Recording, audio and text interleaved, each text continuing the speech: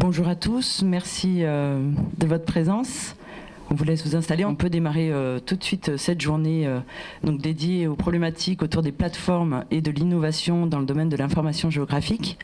Donc je vais laisser la parole aux représentants de la FIGEO, du ministère de l'écologie et de l'hygiène qui nous accueillent aujourd'hui pour vous introduire cette journée. Bonjour à tous. Je suis Christine Archias, la vice-présidente de la FIGEO, depuis maintenant 3 mandats, je crois. Et je suis aussi, pour la majeure partie de mon temps, directrice de la plateforme d'information géographique de la région Provence-Alpes-Côte d'Azur, donc qui s'appelle le CRIJ-PACA. Et donc je voudrais déjà remercier l'hygiène pour nous accueillir dans ce très bel espace qu'est le Géoroom. On est content de se voir un peu en présentiel et d'arrêter un peu les visios. Donc je vois des têtes connues, d'autres moins. Donc cette journée s'inscrit dans le cadre de, j'allais dire, 2 actions qui sont menées par la FIGEO, 2 actions d'animation. Une première action qui est un groupe de travail assez ancien qui s'intitulait le groupe de travail OGC Open Data et qui depuis sa mise en œuvre il y a plusieurs années a été largement étendu à d'autres sujets et notamment le sujet qui nous occupe aujourd'hui qui sont les infrastructures et les plateformes et pas seulement donc aux données.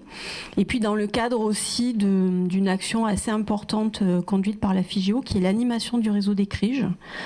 Donc CRIJ c'est un acronyme général finalement qui signifie plutôt centre de ressources en information géographique et donc le R c'est aussi régional et il existe aujourd'hui un CRIJ quasiment dans chaque région. Je pense un CRIJ dans chaque région, puisqu'il y avait quelques régions qui n'étaient pas dotées, mais qui sont en train de se doter de CRIJ, et notamment la région Île-de-France. Donc ce réseau, c'est un réseau qui se réunit assez régulièrement. Dans le cadre duquel on échange sur de nombreux sujets, donc des sujets de gouvernance, des sujets de stratégie, des projets, puisqu'on a dans les régions autour de l'information géographique les uns et les autres des projets assez similaires. Donc juste pour préciser, les CRIJ n'ont pas tous la même forme juridique, pas tous la même organisation, néanmoins on a tous à peu près les mêmes actions, on mène tous les mêmes actions autour de l'information géographique. Certains s'étendent aujourd'hui à la data en général, d'autres à la connaissance du territoire. Tout ça, ça va avec un peu l'évolution autour de nos métiers.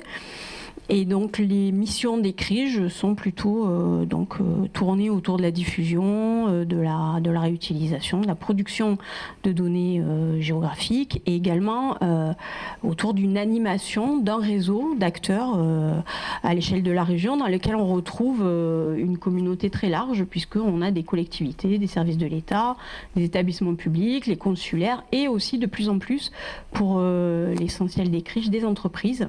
Donc on retrouve finalement à l'échelon régional le même écosystème que celui qui existe au niveau de la FIGEO.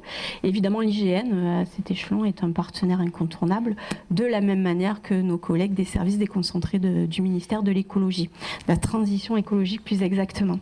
Donc, les actions de ce réseau sont, depuis quelques années maintenant, soutenues par Ecolab, par le ministère. Et d'ailleurs, ce soutien permet à toutes les DREAL d'être membres de la FIGEO et du réseau des CRIJ, donc on associe évidemment les services déconcentrés à nos actions. Donc ce que je voulais vous dire aussi, un petit point d'actualité, et on en reparlera plus dans le cadre de cette journée. Donc la FIGEO pilote donc une étude qui porte sur l'écosystème économique de l'information géographique en France. Et donc c'est une grande étude qui vient d'être lancée récemment, qui est cofinancée, alors je vais essayer de ne pas les oublier, par 7 partenaires, donc par le CNES, par l'IGN, par la NCT, par l'Ordre des géomètres experts, par Ecolab du ministère de l'écologie et le CNIJ, par la FIGEO et par le BRGM. Voilà, je crois que j'ai tout. Voilà. Donc, on en parlera un petit peu plus puisque donc les prestataires qui réalisent cette étude sont présents aujourd'hui dans la salle, mais elle est très importante et notamment elle vous concerne tous. Vous verrez comment. Donc voilà, dernier point avant de passer la parole à mes collègues. Donc le réseau des criches de la FIGEO est également représenté dans le cadre du Comité national de programmation de l'hygiène, puisque évidemment, pour tous les gens qui travaillent sur l'information géographique, l'hygiène est un partenaire à la fois au niveau national, mais aussi au niveau des agences régionales et interrégionales. Donc voilà, je vous remercie encore d'être là. Je passe la parole à Clément. Merci Christine. Donc voilà, vous avez vu partenariat FIGEO et Collab. Alors je vais peut-être rapidement dans cette introduction vous redonner le cadre global des démarches côté État et pourquoi ce partenariat aussi à travers les plateformes État-collectivité. Si vous vous souvenez, en 2021, il y avait eu une circulaire du Premier ministre qui a motivé chaque ministère à sortir sa feuille de route sur les données, les algorithmes et les codes. Donc ça s'est traduit par tout un ensemble d'actions, de l'accompagnement pour monter en compétence sur la donnée, donc des aspects formation, des aspects partage de ces codes, de ces création de communs numériques. Et c'est une dynamique qui rejoint énormément celle des plateformes territoriales, avec en plus chez nous une volonté donc d'utiliser la donnée pour renforcer, accélérer la transition écologique. Cette démarche est aussi accompagnée par une mission sur les services connaissances dans les DREAL. Donc ça va être une refonte, une restructuration de comment améliorer aussi ces traitements, cette vision du territoire, ces indicateurs territoriaux, avec des pôles de compétences par région qui vont développer, par exemple, sur le numérique, sur l'énergie renouvelable, sur la rénovation des bâtiments, sur la biodiversité. Donc un ensemble de compétences pour faciliter cette valorisation des données et améliorer le suivi des politiques publiques, l'impact écologique. Il y a une autre démarche de haut niveau qui est lancée par les services du Premier ministre qui s'appelle France Nation Verte. Ça reprend l'ensemble des besoins sur se loger, se nourrir, produire, etc. Et il y a dedans une dynamique territoire et numérique, avec une mission de Laura Letourneau qui est en train de démarrer et d'analyser tout l'écosystème de la gestion de ces données en lien avec les territoires et l'articulation du niveau national et du niveau régional. Donc il y a un enjeu fort sur les plateformes territoriales aujourd'hui. Il y a un existant ancien avec la dynamique Inspire. Il y a une évolution de ces plateformes qui étaient initialement sur l'information géographique qui aujourd'hui s'ouvre vers tout ce qui est données, de la cartographie mais aussi de la data vise aujourd'hui, de la data visualisation généraliste, des traitements.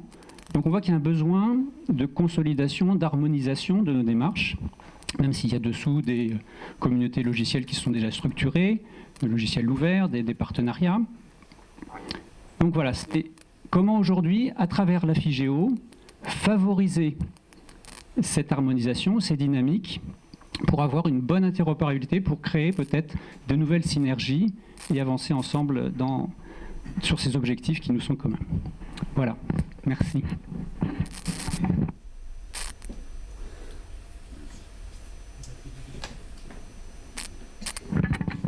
Merci. Bonjour à tous. Donc Guillaume Mélier, directeur des programmes à l'IGN. On est très heureux, je suis très heureux, et l'IGN est très heureux de vous accueillir aujourd'hui, de permettre la tenue de cet atelier en présentiel, comme ça a été souligné. Ça participe à la fois de la politique de participation, de contribution et de soutien de l'IGN à la FIGEO et à ses travaux. C'est important d'avoir une communauté rassemblée qui est capable d'échanger sur ces sujets.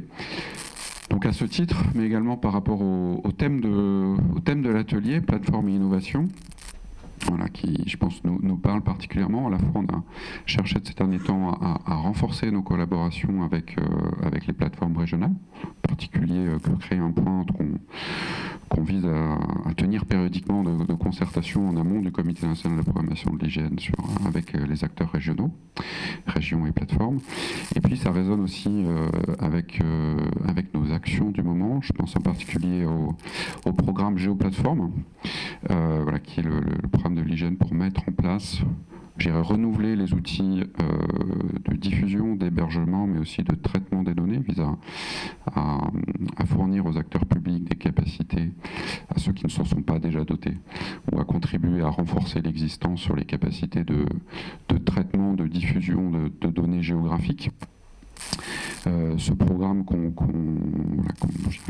déroule depuis 2 ans, qui est rentré dans une phase de construction opérationnelle depuis un peu plus d'1 an. Les premiers briques sont en train de sortir. La diffusion en flux a été ouverte dans le courant du mois. On a tenu dans le courant du mois de mars. On a tenu un atelier fin mars qui permettait de présenter la suite en termes de programme de disponibilité des briques. Et on mène ce programme dans une logique de co-construction avec les acteurs publics, avec des séries d'ateliers, de travail participatif sur la définition des briques, sur leur mise en place, et le travail de co-construction de l'utilisation.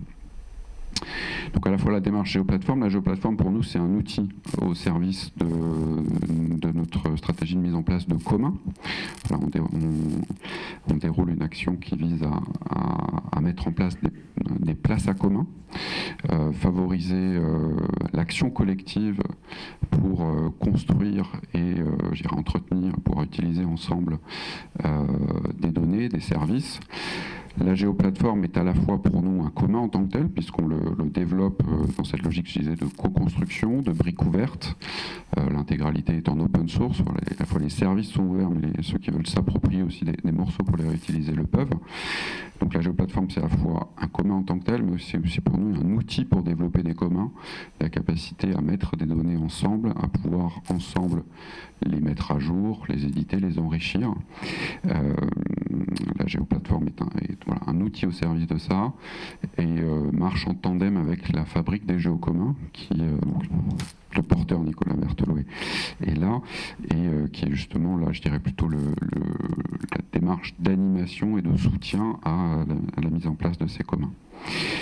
La géoplateforme est aussi pour nous le support d'une démarche qu'on appelle un guichet cartographe du service public.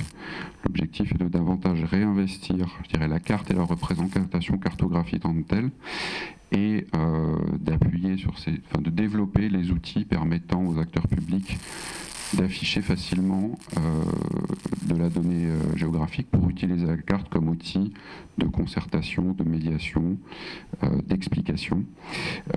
Et donc en particulier dans le courant du mois de mai, là, le mois prochain, on lancera une démarche de concertation et également de co-construction sur...